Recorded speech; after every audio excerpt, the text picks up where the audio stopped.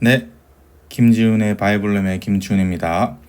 이번에 챕터 2 음절과 쉐바, 액센트에 대해서 함께 배워보도록 하겠습니다. 개인적으로 존경하는 박수 교수님께서 3일 만에 끝내는 히브리어의 뼈대라는 책을 내셨습니다. 이 책을 내신 후에 선배 교수님께서 박 교수, 책이 너무 좋은데 하나만 빼면 하루 만에 끝내는 히브리어의 뼈대라고 할 수 있어? 라고 말씀하셨다고 합니다. 그래서 박 교수님께서 어떤 부분이요? 라고 물으셨고, 선배 교수님은 액센트 법칙이라고 대답하셨다고 합니다. 그때 박 교수님께서는 속으로 액센트 법칙 때문에 히브리어가 3일 만에 끝나는 건데 라고 생각하셨다고 강의 중에 이제 말씀하셨습니다. 그 정도로 이 액센트 법칙이 가장 중요하다라고 하는 법칙 중에 하나입니다. 히브리어를 배우기 위해서. 히브리어의 액센트 법칙을 모르면 동사에서도 헷갈리게 되고, 명사는 물론이겠죠. 명사, 형용사 모든 부분에서 꼬이게 됩니다. 그냥 단순히 히브리어가 암기다, 변형이 무한히 자기 마음대로 일어난다, 이런 거는 다 이 액센트 법칙과 음절과 쉐바를 구별하지 못하기 때문에 그렇습니다. 그래서 이 액센트를 먼저 하기 위해서는 음절과 쉐바를 먼저 우리가 이해해야 되고, 그 다음에 액센트가 무엇인지 좀 함께 나눠보도록 하겠습니다. 먼저 음절입니다. 방금 말씀드린 것처럼 히브리어가 가장 어려운 이유 중 하나로 액센트를 언급했습니다. 초급 과정이라고 여기는 형태론은 보통 이제 어떤 모양을 가지느냐를 이야기합니다. 보통 여기서 넘어집니다. 형태론에서 크게 두 번 무너지는데, 첫 번째는 이 액센트 법칙에서 첫 번째로 무너집니다. 두 번째로 언제 무너지냐면 자음의 특성을 이해하지 못하여서 약동사를 포기한다는 겁니다. 강동사까지는 사람들을 잘 이해하는데, 이 액센트 법칙만 숙지 잘한다면 강동사까지는 잘 무난하게 이어갈 수 있다라는 것을 우리가 알 수 있습니다. 그래서 또 자음의 특성은 전 강의에서 배웠던 거죠. 후음의 특성과 눈의 특성과 바브와 요드의 특성, 이런 것들을 이야기하는 겁니다. 이 특성들을 정확하게 숙지하면 약동사까지, 형태론까지는 무난하게 갈 수 있다라는 걸 이해해 주시면 됩니다. 그래서 액센트를 익히기 전에 액센트를 익히기 전에 이해해야 되는 부분이 반드시 있는데, 그것이 무엇이냐면 개음절과 폐음절입니다. 이 음절은 바라시 한번 인식되는 소리의 단위로 음운이 모여 구성된다. 한국에서는 초성, 중성, 종성 구조로 이루어져 있으며 모음이 필수적이다 라고 하면서, 여기 중요합니다. 모음이 필수이다. 그래서 음절을 이루려고 한다면 반드시 모음이 있어야 합니다. 그래서 한글로 편하게 설명한다면 받침이 없으면 개음절입니다. 받침이 없으면 개음절, 받침이 있으면 폐음절입니다. 그래서 여기 아래 보면 이 네모 박스에 보면 우리가 함께 살펴보겠습니다. 개음절 같은 경우에는 기읍, 니은, 그래서 아래 받침이 없다 하면은 개음절인 거죠. 이렇게 가가 돼 있으면. 근데 폐음절 같은 경우에는 자음, 모음, 자음 이렇게 두 개에서 간이 되면 받침이 있죠. 받침이 있으면 폐음절로 된다는 겁니다. 그래서 단어에는 사실 단음절, 이음절, 삼음절 이렇게 쭉쭉쭉쭉 나올 거잖아요. 근데 영어로 그러면 예를 들면 한번 우리가 또 배워보자고 하니까, 영어로 스트렝스가 있는데 스트렝스가 이제 몇 음절이냐는 겁니다. 대부분 사람들이 이렇게 생각하는 거예요. 스트렝스니까 4개 아니냐라고 생각하지만, 스트렝스는 사실 단음절입니다. 왜 단음절입니까? 하냐면 영어에서 모음을 나타내는 모음이 딱 하나밖에 없죠. 이 하나밖에 없다는 겁니다. 그래서 하나 단음절입니다. 왜냐하면 음절에서 자음과 모음이 특히 모음이 필수적인 겁니다. 모음의 개수에 따라서 음절의 개수가 된다라고 해도 무방하다는 겁니다. 히브리어는 일반적으로 3개의 자음과 2개의 모음으로 구성되어 있습니다. 일반적으로요. 그래서 요거를 좀 잘 기억해 주시면 좋겠습니다. 그래서 여기 보면 우리가 달렛이 있었죠. 달렛은 디귿이죠. 그래서 디귿. 여기는 카메츠에서 긴 아 발음이니까 다. 그래서 베트가 있죠. 베트는 은가가 비읍이고요. 그 다음에 아래 오 아가 있죠. 똑같이 카메츠 아였고 뒤에 레시가 있어서 르가 됩니다. 근데 이렇게 폐음절에서는 오가 되는 게 맞지 않나요? 오로 돼야 되는 게 맞지 않나요? 라고 할 수 있을 때 히브리어는 가장 뒤에 여기에 액센트가 있습니다. 액센트는 폐음절이든 개음절이든 항상 어떤 것을 취하든지 자기 마음대로 할 수가 있습니다. 그래서 요 히브리어 봤을 때 나바르라는 단어를 봤을 때 두 음절로 되는 것을 우리가 알 수 있습니다. 어떻게 알 수 있느냐? 모음이 두 개 있기 때문이라는 것을 볼 수 있습니다. 그래서 이게 나눠서 여기가 1음절, 여기가 2음절이 되는 것을 볼 수 있습니다. 자, 1음절에서 여기죠. 여기서 음절이 몇 개로 나눠 자음과 모음이 몇 개씩 있나요? 자음은 달렛 하나와 모음의 오. 카메츠. 죄송합니다. 카메츠. 이 두 개밖에 없는 거죠. 그러면 자음 플러스 모음이니까 뒤에 또 자음이 안 오죠? 그럼 이거는 개음절입니다. 자, 그런 것처럼 1은 자음 모음으로 되는 개음절로 볼 수 있다라고 했고, 그럼 우리 2번은 어떻게 되는지 한번 볼게요. 2번은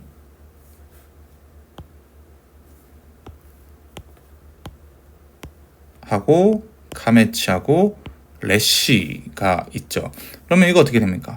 자음, 모음,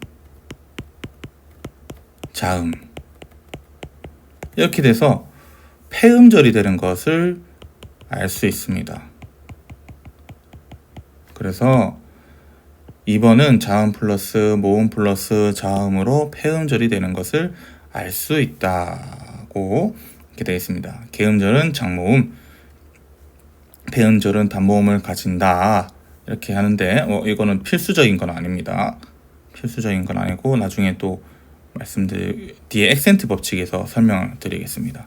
그렇다면 2는 장모음인데 어떻게 되느냐 하는 건데, 원래는 폐음절이니까 단모음이 와야 되잖아요. 히브리어 액센트는 종음절이 오기 때문에 2번에 액센트가 있다. 아까 여기 액센트가 여기 있다고 했죠.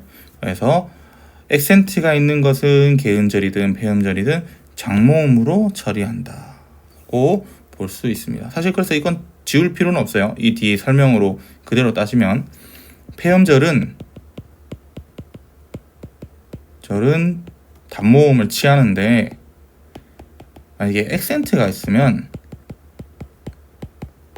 예외 뭐든지 액센트의 뜻대로 움직인다라는 것을 이해하면 됩니다. 그래서 음절의 법칙을 간단하게 이해하면 이 개음절은 장모음, 폐음절은 단모음이 온다. 근데 히브리어는 조음절에 액센트가 온다. 그래서 플러스로 적으면 액센트가 오면 모음은 지 마음대로 이렇게 볼 수 있습니다. 네, 그 다음에 셰바라는 것을 볼 수 있습니다. 히브리어에서 셰바라는 것이 있습니다. 셰바는 우리가 단순 셰바 모음 배울 때 배웠죠. 이게 모음이 이렇게 있으면 여기 점을 2개 아래 세로로 찍어내는 것이 이제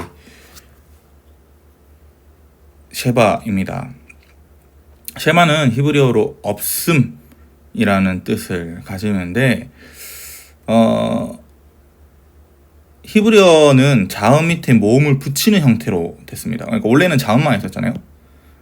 뭐 이렇게 알레베트 기메 이렇게 자음만 있었는데 여기서 은가를 붙이려고 나중에 히브리어를 모르는 사람들 때문에 은가를 붙이려고 하다 보니까 아를 붙이든 오를 붙이든 이렇게 하다 보는데 이 모음을 안 붙여야 되는 구간이 생기는데 하다가 어떻게 처리하냐.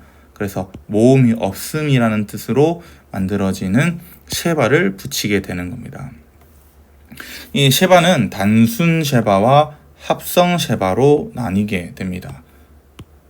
단순 쉐바와 합성 쉐바가 나누게 되고, 또 단순 쉐바는 유성 쉐바와 무성 쉐바로 나뉘게 됩니다. 그래서 다음 표를 보고 쉐바들을 구분할 수 있는데, 먼저 단순 쉐바 한번 보겠습니다. 단순 쉐바는 무성과 유성 쉐바로 나눌 수 있다고 했었습니다. 그래서 기호는 다시 똑같이 생긴 게 똑같습니다. 그래서 자음에다가 요 아래 점 2개 찍어주는 거. 근데 문제는 무성 쉐바는 음가가 없습니다. 그러면 어떻게 발음을 하느냐? 자, 보겠습니다. 그래서 음절 끝에 자음 아래 위치할 때는 항상 무성이다 라는 거죠. 자, 보겠습니다. 말, 카 이렇게 있다면, 자, 강세는 어디에 있겠어요? 이 카에 있겠죠. 그럼 음절을 나누면 요렇게 나눠서 여기가 1음절, 2음절이 되는 겁니다. 자, 1음절에 보면은 1음절 한번 볼까요? 맴, 파타흐, 라메드 이렇게 해서 자음 플러스 모음 플러스 자음이 되는 걸 우리가 볼 수 있죠. 요거는 그럼 이제 폐음절입니다.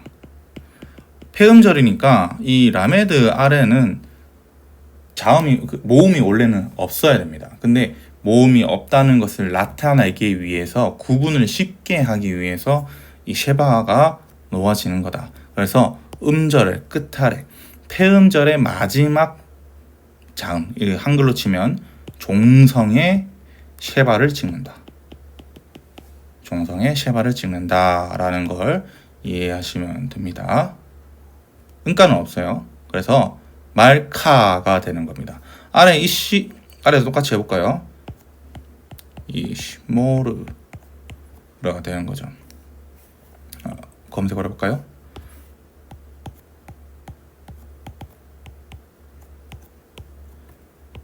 이렇게 있으면, 자, 액센트가 항상 어디 있다고 했어요? 종성에 위치한다고 했습니다.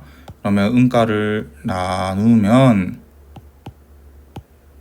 이렇게 1음절, 2음절이 되는 거죠. 그래서 여기 보면 여기 요드, 그 다음에 히렉, 그 다음에 신 이렇게 돼서 자음 플러스 모음 플러스 자음으로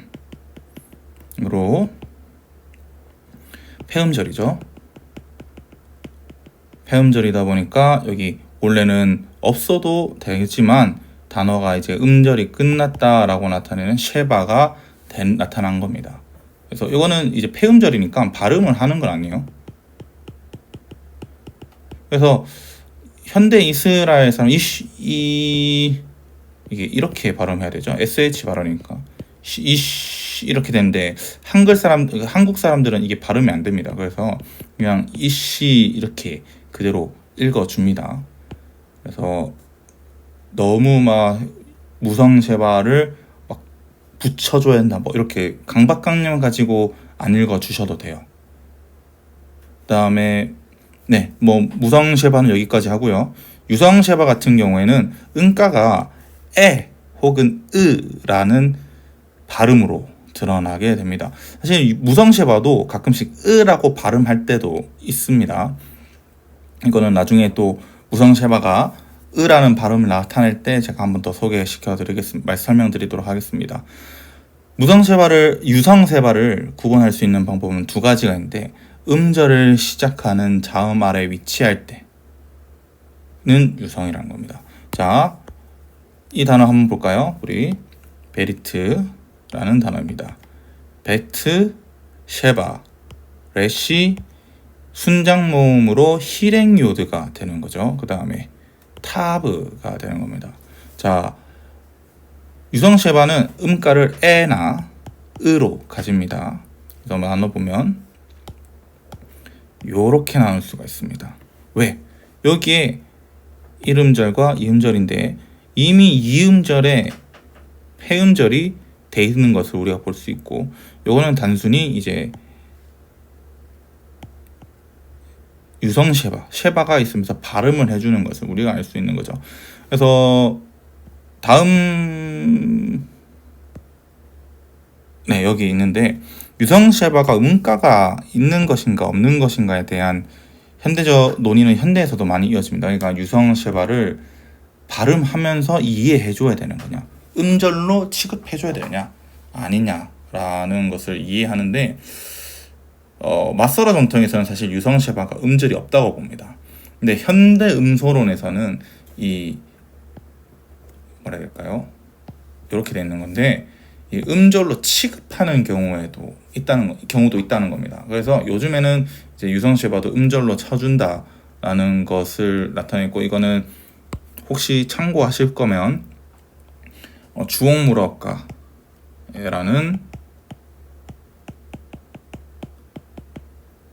중급으로 가는 문법서가 있습니다. 그 문법서를 찾아보시면 이해하시기 편할 것 같아요.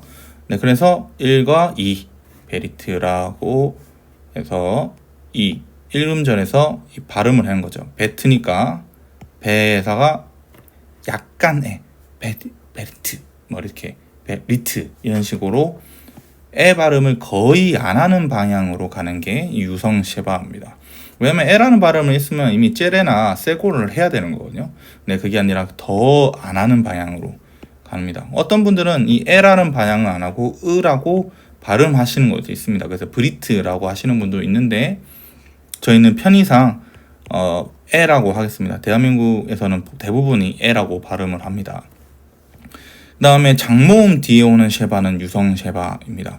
자, 장모음은 어디에 온다고 했어요? 액센트가 없는 기준으로 장모음은 개음절입니다. 자, 한번 볼게요. 쇼, 페, 팀이면, 자, 여기 장모음이죠. 자, 오가 카메치 하투비 있고, 그다음 장모음으로 홀렘이 있었습니다. 이건 장모음 홀렘인 거예요. 그래서 나누면 개음절이니까 1음절로 끝나야 돼요. 장모음이니까. 페에다가 아래 쉐바가 있으면 여기 음절이 2음절이 돼버리죠. 그럼 이게 유성 쉐바냐 무성 쉐바냐 라고 구분할 수가 있는데, 물어볼 수가 있는데, 장모음 다음에는 음절의 처음 시작이잖아요. 똑같은 겁니다. 음절을 시작하는 자음 아래 위치할 때는 유성입니다. 사실 1번과 2번의 법칙은 똑같은 법칙을 풀어 쓴 것뿐입니다. 장모음 다음에는 음절이 끝나니까, 음절이 새로 시작하니까 페도 이 페 아래 있는 쉐바도 유성 쉐바, 그래서 발음을 해준다. 그 다음에 쇼, 페, 팀, 이거는 당연히 3음절은 페음절이 되겠죠. 이런 식으로 됩니다. 그래서 유성 쉐바와 무성 쉐바를 구분하는 방법은 있다. 이렇게 보면 됩니다. 그럼 이렇게 볼 수 있죠. 단어가 있다. 이거 제가 이렇게 있다고 해보겠습니다. 그러면 이렇게 자음이 있으면, 자, 1번, 2번입니다. 1번은 뭘까요? 무슨 쉐바일까요? 무성일까요? 유성일까요? 이거는 당연히 무성 쉐바입니다. 왜요? 음절을 나누면 이게 폐음절이 되죠. 1번이 폐음절이니까 폐음절에 있는 끝에 오는 쉐바는 무성 쉐바가 되고요. 2번은 음절의 첫 번째 시작이니까 유성 쉐바가 되는 겁니다. 구분하는 거 그렇게 어렵지 않아요. 첫 번째로 음절을 시작하는 자음 아래 와 할 때는 유성, 음절이 끝내는 자음 아래 위치할 때는 무성이다. 요거만 외우면은 무성과 유성은 금방 구분할 수 있습니다. 그 다음에 쉐바의 두 번째 형태는 합성 쉐바입니다. 그래서는 아, 그 다음에 에, 오, 그래서 이거를 하면 하텝 카메치, 하텝 세골, 하텝 파타흐입니다. 죄송합니다. 하텝 파타흐, 하텝 세골, 하텝 카메치. 이게 이제 오 발음인 거죠. 그래서 사실 모두 유성으로 발음하고요.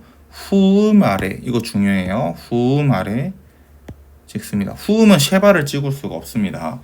쉐바를 찍을 수 없기 때문에 쉐바를 비슷하게 발음하면서 후음이 좋아하는 특성을 가지는 아오에 발음을 넣어주는 것 뿐입니다.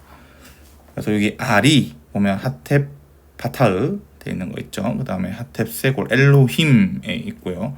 홀리, 이거는 할리 아니죠. 홀리입니다. 이렇게 됩니다.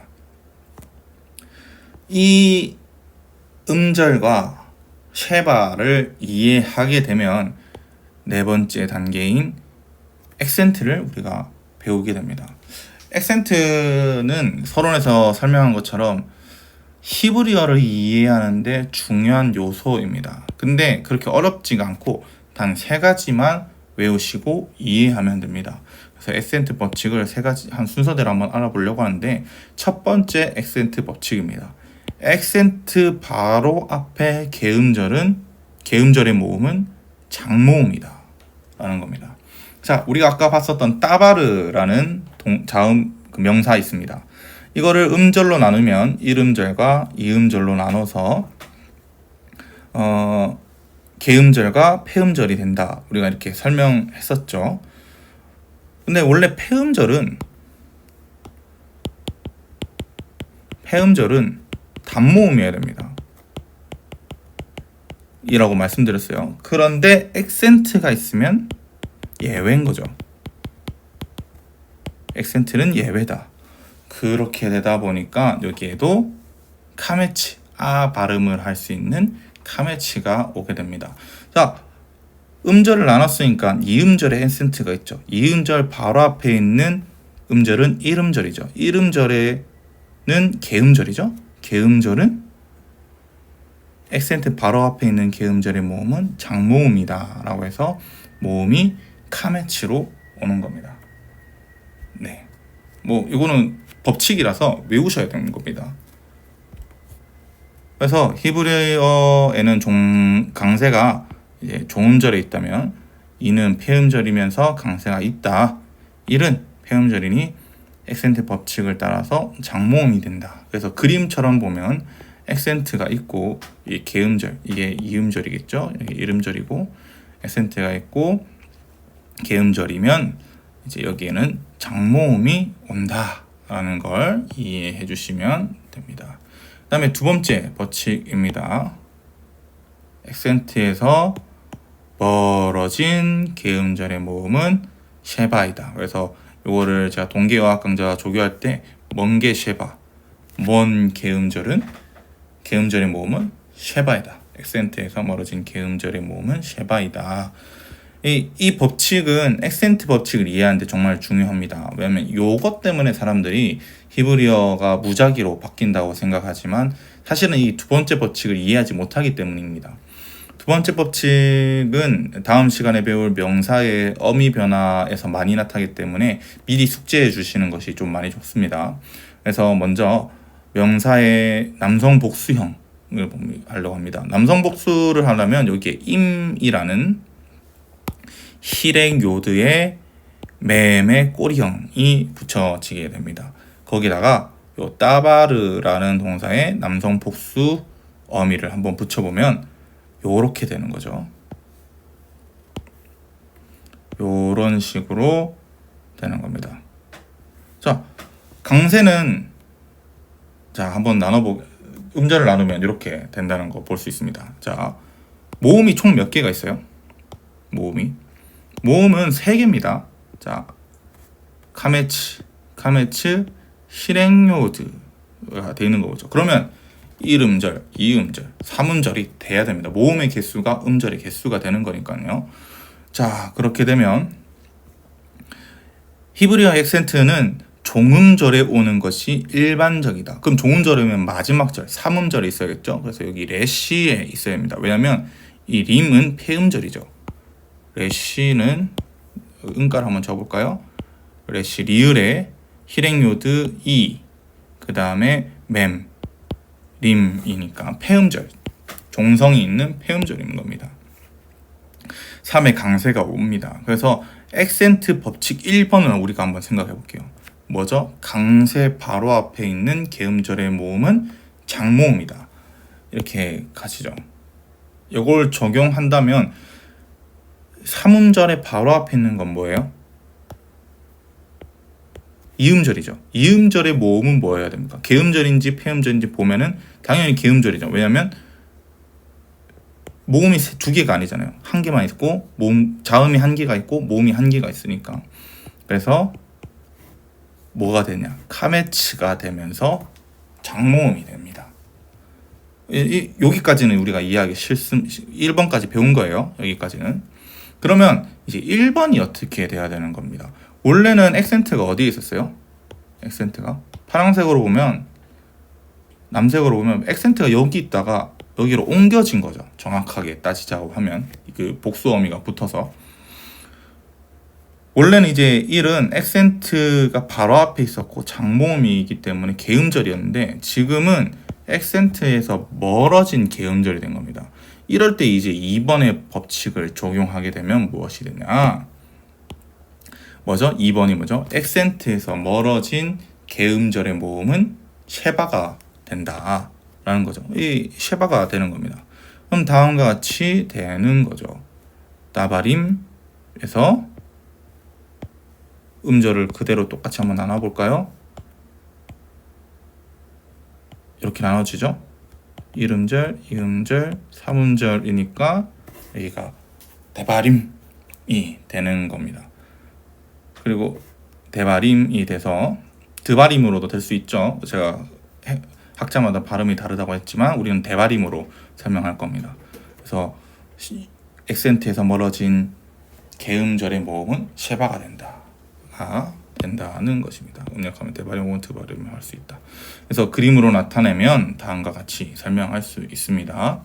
액센트 바로 앞에 있는 개음절의 모음은 장모음이다. 액센트에서 멀어진 개음절의 모음은 장모음이 아니죠. 쉐바입니다.